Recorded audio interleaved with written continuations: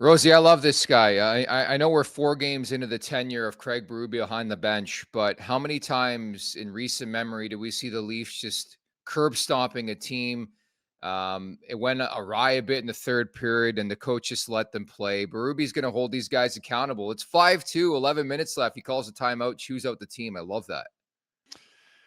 I do too, man. I mean, the Leafs have in the past had a tendency to just not have that killer instinct, to not have the character to snuff a team out, and they would let them back in the mix. They would blow leads. They would get stomped by far inferior teams, and it's just not a good identity to have, and it's not conducive to winning championships or doing well in the playoffs or having any of that character to be able to get you through adversity. And I think that that's well known with Craig Berube, and he won't stand for it. And the first time this season that he felt that inclination of that starting to take hold again, snuffed it out, tore him a strip, woke everyone up. Like, it's not acceptable. I don't care what the score is. Don't care how much time is left on the clock. We play a certain way, and it does not bloody matter what's going on with the clock or the scoreboard. There's an expectation of how that team's supposed to play, and I think that's leadership, that's coaching, that's what you're trying to ingrain in this team, and it's wicked that they're doing it this early in the season. As evident by last year's postseason, you got to be careful when you try to lip read, but reading in between the lines of the strip that was torn off the bench following the 5-2 goal. Let's go to work, gain the offensive zone, and go to fucking work. Let's wake the fuck up. Courtesy Craig Berube. 2 F's in the morning, Nick. Well, that was the quote. Where you can say F. You can say F, and the kids don't. That's the quote. I'm reading the quote. Kids don't have to learn all those words.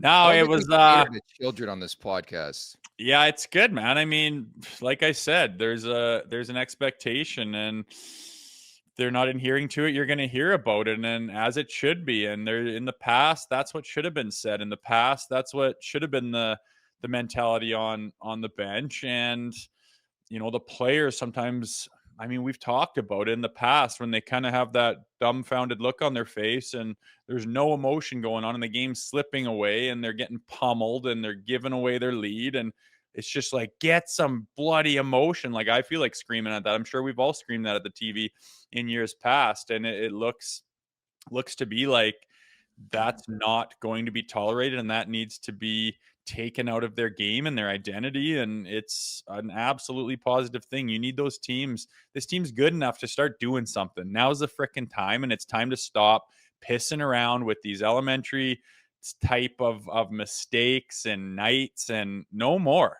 Like, you're too good for that. And it's time to get this team up onto the mountaintop where they know who they are. They can close out games. They can destroy teams. They can claw back into games.